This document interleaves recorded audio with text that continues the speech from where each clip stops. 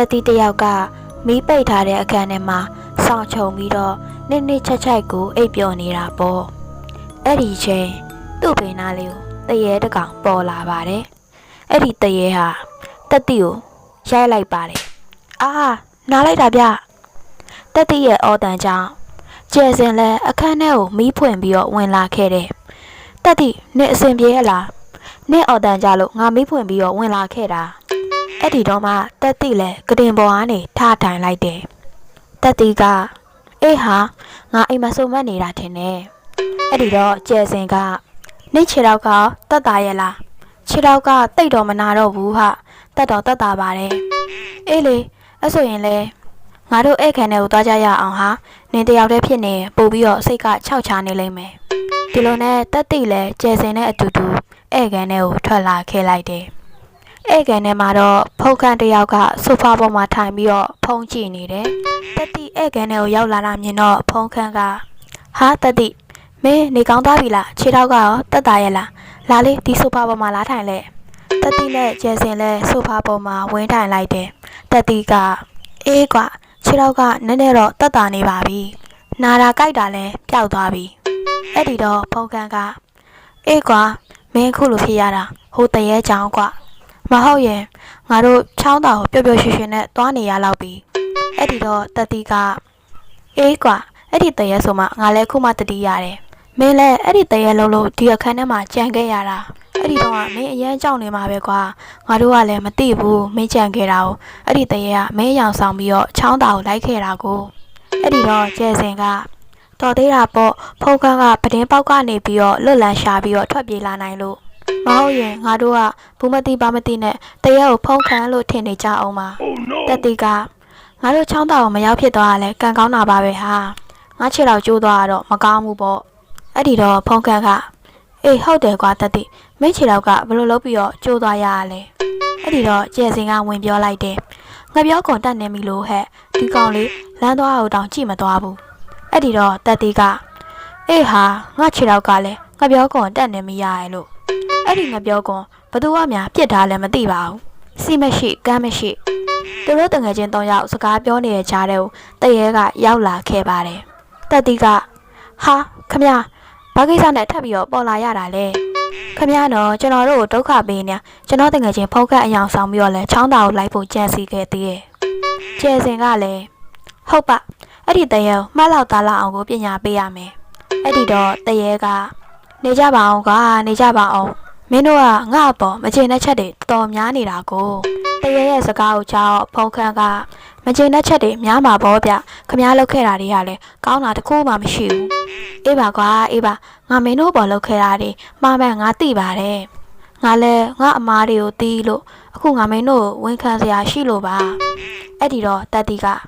ခမရဘာဝန်ခံစရာရှိသေးရလဲဘာများထပ်ပြီးတော့အမားလောက်ထားသေးရလဲပြော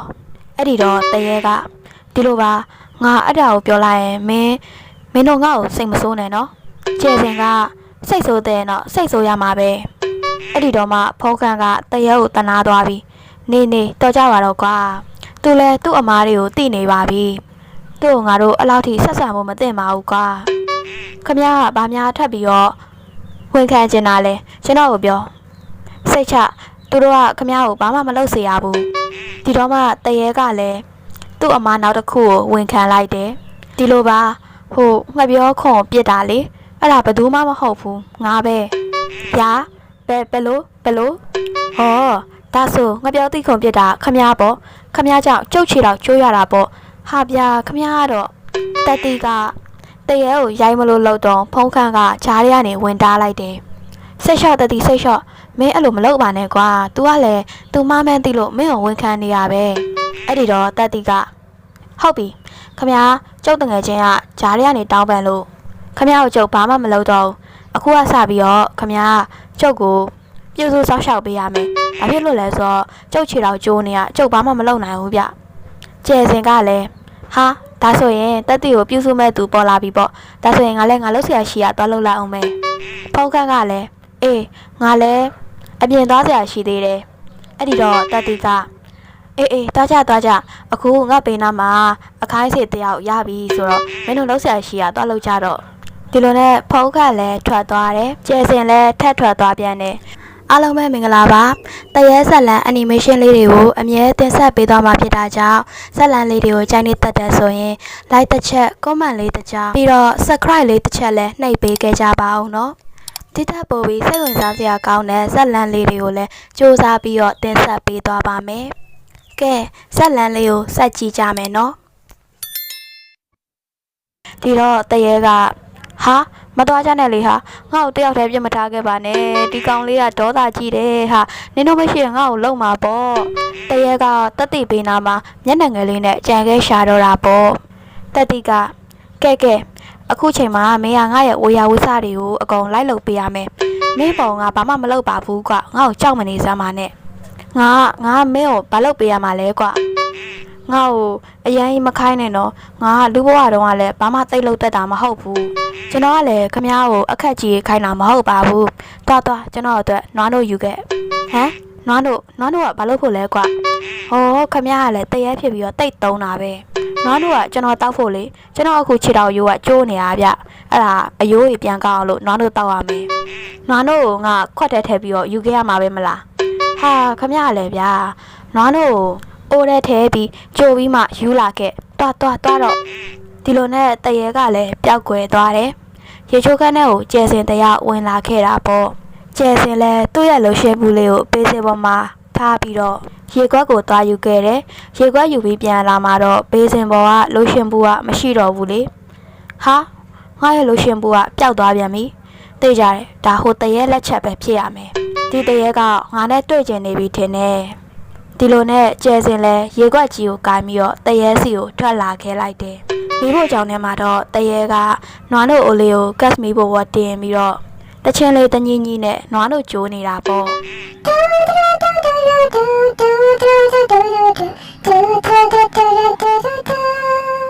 အဲ့ဒီချိန်ကျဲစင်ကဝင်လာခဲ့တယ်ကျဲစင်ကမိဖို့ကြောင့်မှသူ့ရဲ့လှရှင်မှုကိုမြင်သွားတယ်လေဟာ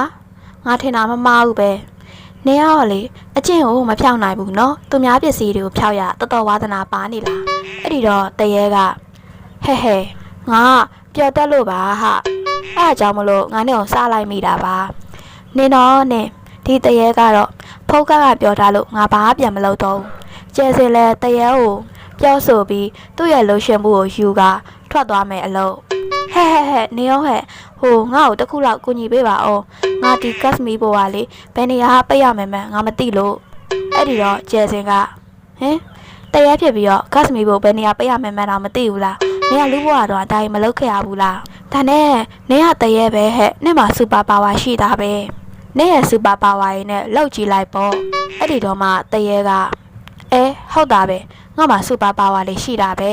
ကတ်မီဘိုပိတ်เสียတော့မလို့ဘူးဟောဒီလိုကိုင်လိုက်ရုံနဲ့ရလောက်တယ်ဒီလိုနဲ့တရဲလဲသူ့ရဲ့လက်နဲ့နွားတို့ကိုကိုင်လိုက်တဲ့အခါမှာတော့ပူတဲ့လောက်ကြပါအောင်ပူတဲ့ပူလိုက်တာဗျာအမလေးပူလိုက်တာတရဲရဲ့အဖြစ်ကိုကြည့်ပြီးကျဲစင်ရတော့ဟက်ပတ်ကိုဟီမောလိုက်ပါတော့တယ်ဆိုဖာပေါ်မှာတယောက်တည်းကျန်ခဲ့တဲ့တတိကဒီနေ့ငါနွားတို့တောက်ရပါမလားမသိပါဘူးကျိုးနေရကျိုရောကျိုတဲ့ရလားမသိဘူးကြားလိုက်တာအဲ့ဒီချိန်တရဲကနွားတို့ခွက်လေးကိုင်ပြီးတော့ပေါ်လာခဲ့ပါတယ်ရပါပြီဗျဒီမှာအရှင်ခိုင်းတဲ့နွားတို့ခွက်ရပါပြီကျွန်တော်မျိုးတေချာလေးကြိုပြီးတော့ယူလာခဲ့ပါတယ်တောက်တော်မူပါတရဲကနွားတို့ခွက်ကိုလမ်းပြီးတော့တက်တိလဲနွားတို့ခွက်ကိုလမ်းယူလိုက်တယ်အဲ့လေမစိုးဘူးပဲမင်းကဒီလိုတော့ခိုင်းလို့ရတာပဲခိုင်းလို့ရမှာပေါ့ကွာငါမင်းကိုကြောက်လို့လှုပ်ပေးနေရတာကိုငါလက်တောင်မှနွားတို့ကြိုကအပူလောင်သွားသေးတယ်ဟိုကလေးမကျဲစင်ရလဲငါ့ကိုကူညီပေးပါဆိုမကူညီပေးဘူးကွာအော်ဒါနဲ့ငါမဲရောအကူညီတောင်းစရာရှိလို့ကွာတရဲကပြောဆူဆိုဖာပေါ်မှာဝင်ထိုင်လိုက်ပြီးတော့ငါ့ကိုကူညီပေးပါလားကွာငါရဝိညာဉ်ရေးချအောင်လို့အဲ့ဒီတော့တက်တီကကျွန်တော်ကဘယ်လိုကူညီပေးရမှာလဲဗျခမ ्या ပြောလေကျွန်တော်ကူညီနိုင်တာဆိုရင်ကျွန်တော်ကူညီပေးပါမယ်ဒီလိုနဲ့တရဲကငါလေဒီအခန်းထဲမှာပိတ်မိနေခဲ့ရလဲအတော်ကိုကြာခဲ့ပါပြီငါဝိညာဉ်ဒီအခန်းထဲကနေပြီးတော့လွတ်မြောက်ခြင်းနဲ့ဒါပေမဲ့ငါရဲ့ဝိညာဉ်လွတ်မြောက်ဖို့ဆိုရလဲငါအစားပိတ်လောင်ခံမဲ့လူတယောက်ရှိမှလွတ်မြောက်မှာအဲ့ဒီတော့တတိက ဒါဆိုခမရအတွက်ကျွန်တော်တို့ကလူစားရှာပေးရမယ်သဘောလားအေးဟုတ်တယ်ကွအဲ့လိုသဘောပဲခဏနေတော့တက်တီကတရေပြောပြတဲ့အကြောင်းအရာတွေကိုကျဲစင်နဲ့ဖုတ်ခတ်ကိုပြန်ပြီးတော့ပြောပြလိုက်တယ်အဲ့ဒါပဲကွသူကသူ့ရဲ့ဝိညာဉ်ကိုလွတ်မြောက်ချင်တာသူ့ရဲ့ဝိညာဉ်လွတ်မြောက်ဖို့ကလည်းသူ့အစားဒီအခန်းထဲမှာပိတ်လောင်ဖို့လူတယောက်ရှိနေမှရမှာကွ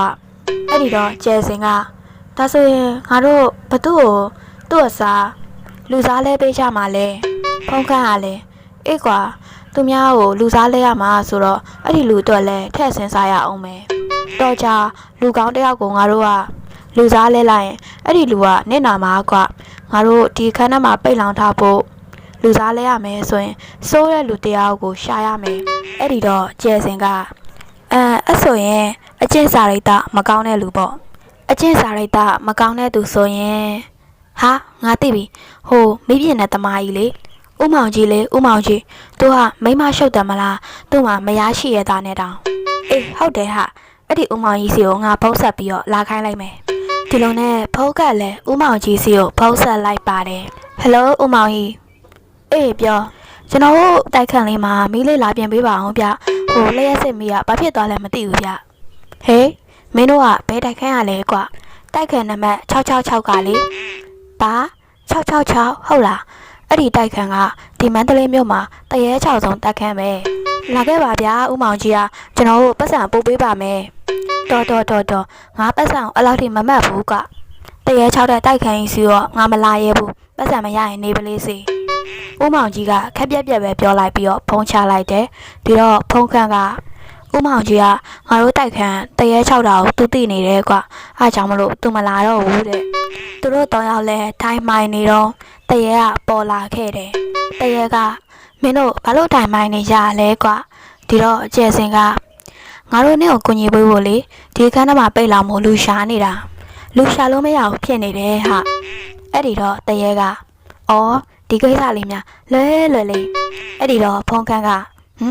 မင်းကဘသူ့ကိုဒီခန်းထဲပိတ်လောင်ခြင်းလို့လဲကွာအော်ငါပြောဦးမယ်ကောင်းတဲ့လူဆိုရင်ငါတို့ကဒီခန်းထဲကိုပိတ်လောင်မှာမဟုတ်ဘူးနော်အဲ့ဒီတော့တရေကလည်းအေးပါကွာငါကလည်းလူကောင်းတယောက်ကိုဒုက္ခမပေးချင်ပါဘူးငါစိုးတဲ့လူကိုသိရအဲ့ဒီလူကမင်းတို့ဒီအခန့်အောင်လိုက်ပြတဲ့ပွဲစားပဲမင်းတို့သူ့ကိုဖုံးဆက်ပြီးတော့ခေါ်လိုက်ကွာဒီလိုနဲ့ဖုံးကလည်းပွဲစားအကိုဖုံးဆက်လိုက်ပါတယ်ဟယ်လိုအကိုကျွန်တော်တို့တက်ခံပါလေနည်းနည်းလေးပြဿနာလေးဖြစ်နေလို့ဗျအဲ့ဒါအကိုလာပြီးတော့ဖြေရှင်းပေးပါအောင်အဲ့ဒီတော့ပွဲစားအကိုကဘာပြဿနာဖြစ်နေလို့လဲကွပြဿနာကြည့်လားပြဿနာမကြည့်ပါဘူးအကိုရဲ့အကိုလာဖြေရှင်းပေးရင်တော့ခဏနဲ့ရသွားမှာပါကျွန်တော်တို့လာကူညီပေးပါအောင်အကိုရဲ့အဲ့ဒီတော့ပွဲစားအကိုကလည်းအေးအဲ့ဆိုရင်အကိုလာခဲ့မယ်ဖုံးကန်ကဖုံးဆက်အပြီးပွဲစားအကိုကသူလာခဲ့မယ်တဲ့ကွဆိုပြီးသူ့တငယ်ချင်းတွေကိုပြန်ပြောပြလိုက်တယ်သူတို့လည်းဧကန်ထဲမှာပွဲစားအကိုစောင့်နေကြတာပေါ့ခဏလောက်နေတော့ပွဲစားအကိုလည်းရောက်လာခဲ့တယ်လေကဲငါရောက်လာပြီဘာပြဿနာကြီးဖြစ်လို့များငါ့ကိုခေါ်လိုက်ရတာတော့ပွဲစားအကိုကမေးလိုက်တော့ဖုံးခန့်ကအော်အကိုတောင်ရောက်လာပြီပဲအကိုကိုတွေ့ချင်တဲ့သူတယောက်ရှိတယ်ဗျသူကအကိုခေါ်ခိုင်းလိုက်လို့ကျွန်တော်တို့ကခေါ်ပေးရတာအဲ့ဒီတော့ပွဲစားကဘသူကများငါ့ကိုတွေ့ချင်ရတာတော့ဟာအဲ့ဒီလိုပြောလိုက်တော့သူတို့နားလေးကိုတရေကပေါ်လာခဲ့ပါတယ်ငါပဲကွငါမင်းကိုတွေ့ချင်တာဘလို့လဲတငယ်ချင်းမတွေ့ရကြပြီနော်နေကောင်းရဲ့လားပွဲစားအကိုကတရေကိုလည်းမြင်လိုက်ရောတော်တော်လေးကိုလန့်ဖြန့်သွားတယ်ဟာမင်းကဒီမှာရှိနေသေးရလားငါမင်းကိုကျွတ်လွတ်သွားပြီလို့ထင်နေတာကွအဲ့ဒီတော့တရေကမင်းငါ့ကိုဘာလို့အဲ့လောက်ထိလန့်နေရလဲကွာမလဲမင်းငါ့ကိုမဟုတ်တာလုပ်ထားတယ်ကိုငါသိနေလို့ငါမင်းကိုပြန်ပြီးတော့ဒုက္ခပေးမယ်လို့ထင်နေရလားငါတောင်းပန်ပါတယ်ကွာငါမင်းပေါ်မှာလုပ်ခဲ့တာတွေကမှားတယ်ဆိုတာသိပါတယ်ဒါပေမဲ့ငါ့ကိုပြန်ပြီးတော့ဂုတ်ချိုမတက်လိုက်ပါနဲ့ကွာငါတောင်းပန်ပါတယ်သူတို့နှစ်ယောက်အပြန်အလှန်ပြောနေကြတာတွေကိုဖုံးခန့်တို့တငယ်ချင်းတဆူကထိုင်ပြီးတော့ကြည်နေကြတယ်တရေကသူ့ရဲ့အဖြစ်အပျက်တွေကိုပြန်ပြောင်းပြီးတော့ပြောပြပါတော့တယ်ငါမှအရင်တော့တိတ်ချေရတဲ့ရီစာတယောက်ရှိခဲ့တာပေါ့အဲ့ဒီငါရီစာကိုဒီကောင်ကတငယ်ချင်းဖြစ်ပြီးကွာငါပေါ်စီးမရှိဘဲနဲ့ဖြတ်ပြီးတော့လွတ်သွားခဲ့တယ်လေဒါကြောင့်မို့လို့သူ့ကိုဒီခန်းထဲမှာပိတ်လောင်ဖို့ငါခေါ်ခိုင်းလိုက်ရတာပဲအဖြစ်အပျက်တွေကိုသိသွားတဲ့သူတို့တငယ်ချင်း၃ယောက်ကလည်းတရေကိုတနာသွားကြတာပေါ့ဖုံးခန့်က ခမရဗျာခမရတငယ်ချင်းဖြစ်ပြီးတော့ကိုတငယ်ချင်းပေါ်မှာတော့စီမဆောင်မဲနဲ့တငယ်ချင်းရဲ့ကောင်မလေးကိုလူရတယ်လို့ကျဲစင်ကလည်းဟုတ်ပါအဲ့လိုမျိုးသူများရေးစားလူရဲ့သူမျိုးဆိုတိတ်မုန်းတာပဲတက်တိကလည်းဒီလိုလူယုံမာမျိုးကိုဒီခန်းထဲမှာပိတ်လောင်ထားတဲ့နေဖုန်းခန်းတို့တငယ်ချင်းတဆူဟာတရဲဘက်ကနေထောက်ခံနေတော့ပွဲစားအကူကလည်းဟာနေကြပါအောင်ကွာငါအဲ့ဒီတော့ငါလုတ်ခဲ့ရတွေကမှားတယ်ဆိုတာငါသိပါတယ်ငါ့ဘောဒီခန်းထဲမှာပိတ်လောင်မထားပါနဲ့ကွာငါဘာပြန်လုပ်ပေးရမလဲအဲ့ဒီတော့တရဲကမင်းဘာမှပြန်လုပ်မနေနဲ့ငါမင်းကိုခွင့်မလုပ်ဘူးအဲ့ဒီတော့ပွဲစားအကူကနေကြပါအောင်ကွာငါမှအပြစ်ရှိရဲဆိုတာသိပါတယ်ဒါပေမဲ့ငါအပြစ်ထပ်ပိုးပြီးအပြစ်ကြီးရဲ့သူတယောက်လည်းရှိသေးတယ်လေအဲ့ဒီတော့တရဲကဘသူကအပြစ်ကြီးသေးလို့လဲကွာမင်းကလည်းကွာမမှတ်မိဘူးလားမင်းရဲ့နောက်ထပ်ရေးစားတယောက်ရှိသေးရဲ့လေအဲ့ဒီကောင်မလေးကမင်းစီကနေပတ်စံနေခြူပြီးတော့သူ့ရဲ့နောက်ထပ်ကောင်လေးတယောက်ကိုပံပိုးပေးနေရလေကွာအဲ့ဒီကောင်မလေးနဲ့တွဲတော့ဆိုမင်းကစိတ်ဆင်းရဲကိုယ်ဆင်းရဲဖြစ်ခဲ့ရတာလေပြီးတော့မင်းအသက်အနေရဲ့ထိခိုက်မလို့တောင်ဖြစ်ခဲ့သေးရဲ့မင်းမမှတ်မိဘူးလားအဲ့ဒီတော့တရဲကနေအောင်ငါစဉ်းစားလိုက်အောင်မယ်အဲ့ဒီတော့ပွဲစားအကူက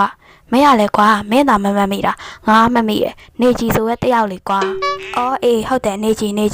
ဒါနဲ့နေကြီးကဘယ်တယောက်လဲကွာ2ယောက်ရှိရလေကွာမျက်မှန်နဲ့တယောက်လားမျက်မှန်မပါတဲ့တယောက်လားအဲ့ဒီတော့ပွဲစားအကူကမျက်မှန်နဲ့တယောက်လေကွာသူ့ကြည့်ရင်စာချပိုးလိုအနေအေးရဲ့သူလိုနဲ့မျက်မှန်ကြီးတက်ထားပြီးတော့နောက်ွယ်မှာဖောက်ပြန်သွားတဲ့တယောက်လေအော်အေးဟုတ်တယ်ငါမှတ်မိပြီအေးကွာအဲ့ဒီကောင်မလေးကိုဖုံးဆက်ပြီးတော့ခေါ်လိုက်မယ်ကွာဘာလို့လဲဆိုတော့သူ့အပြစ်ကငါ့ထက်ပိုကြီးတယ်ကွာအဲ့ဒီတော့တရဲကလည်းအဲ့လိုစဉ်းစားမယ်ဆိုရင်တော့ဟုတ်ပါတယ်ကောင်းပြီလေမင်းကငါခွင့်လုပ်ပေးလိုက်မယ်အဲ့ဒီကောင်မလေးစီကိုသာဖုံးဆက်လိုက်တော့ဒီလိုနဲ့ပွဲစားအကူကလည်းနေကြီးဆိုတဲ့ကောင်မလေးစီကိုဖုံးဆက်ပြီးတော့လမ်းခေါ်လိုက်ပါတယ်ငါသူ့စီကိုဖုံးဆက်ပြီးပြီကွာသူကလာခဲ့မယ်တဲ့အဲ့ဒီတော့ဖုံးခန်းကကဲခမရတို့ရဲ့ရေးစားအရှုပ်တော်ပုံတွေကလည်းတော်တော်များတာပဲ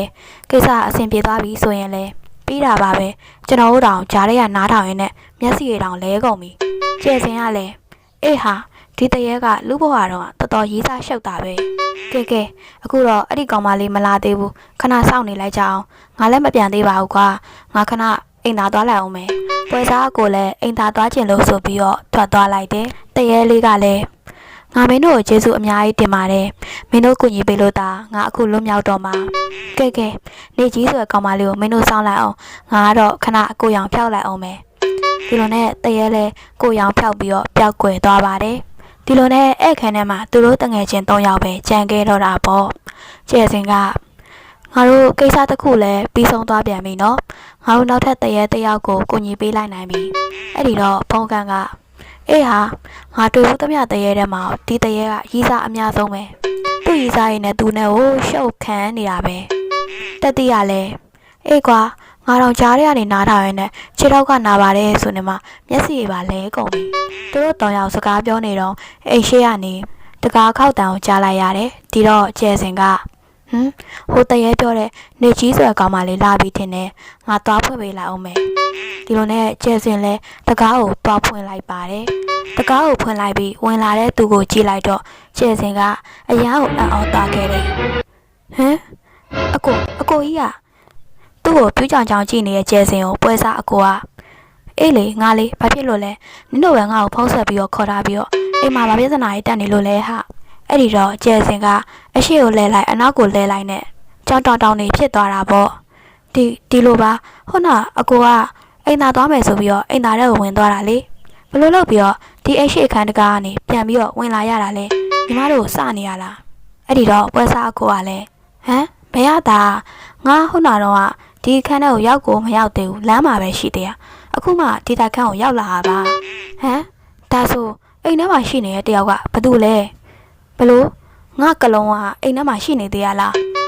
ဟုတ်တယ်ခုနအကိုပဲအိမ်ထဲမှာရှိနေရလာညီမလိုက်ပြမယ်ဒီလိုနဲ့ကျဲစင်လဲအအော်တကြီးနဲ့ဖုန်းကန်းတို့စီကိုပြန်လာခဲ့တယ်ကျဲစင်ကဖုန်းကန်းတို့စီကိုအမြန်ပြန်လာပြီးငါတို့ထူးဆန်းတာတွေကြုံနေရပြီဟာတက်တီကဘာထူးဆန်းတာလဲဟာခုနတကားတော့ဖွင့်တာနေကြီးဆိုရဲ့အမကြီးမဟုတ်ဘူးလားအဲ့ဒီတော့ဖုန်းကန်းကလည်းအေးလေကျဲစင်ဘာဖြစ်တာလဲဟာငါတို့ကိုမြန်ပြောပြပါအောင်ကျဲစင်ကပြောပြပါမယ်ဟာငါအံ့ဩမဆုံးဖြစ်နေတာငါခုတကားဖွင့်လိုက်တဲ့သူကဘယ်သူလဲသိလားအဲ့ဒီတော့တက်တီက နင်ကလည်းဟာဘယ်ဟေလီတွေလာလို့မနေပါနဲ့ငါခြေလောက်နာနေရဟာမြန်ပြောအဲ့ဒီတော့ကျဲစင်ကဒီလိုဟာငါခုတကားဖွင့်လိုက်တာရောက်လာတဲ့သူကပွဲစားအကိုပဲအဲ့ဒီတော့ပုတ်ခတ်နဲ့တက်တီကဘာဘလို့ပွဲစားအကိုဟုတ်လားအဲ့ဒီအချိန်ပွဲစားအကိုကဧည့်ကန်နဲ့ဝင်လာခဲ့ပါတယ်အဲ့ဒီတော့မှသူတို့တွေ၃ယောက်လဲပါဇက်အဟောင်းသားဖြစ်ပြီးအံ့ဩကုန်ကြတော့တာပေါ့တိုက်ခန်းအပြင်ဘက်မှာတော့တရေကဟာအခုတော့ငါဝိညာဉ်ကလွတ်လပ်သွားပြီဟဲ့ဒီတိုက်ခန်းထဲမှာအကုန်လုံးပိတ်လောင်ထားခဲ့လိုက်ပြီဟာကဲမဲသူရှိလားမရှိလားတော့မသိဘူးအဲ့ဒါမင်းတို့ရဲ့ကံပဲငါကတော့ချောင်းတာကိုသွားပြီဟဲ့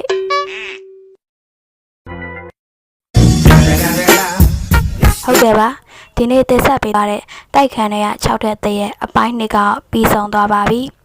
နောက်ထပ်လည်းတိကျပိုကောင်းတဲ့ story လေးနဲ့ animation လေးပြုလုပ်ပေးသွားမှာမို့ channel လေးကို like and subscribe လေးလည်းလုပ်ပေးထားကြဖို့မမေ့ကြပါနဲ့နော်ကြည့်ရှုအားပေးကြတဲ့ပရိသတ်တယောက်ချစ်စီတောင်းကျေးဇူးအများကြီးတင်ရှိပါတယ်ရှင်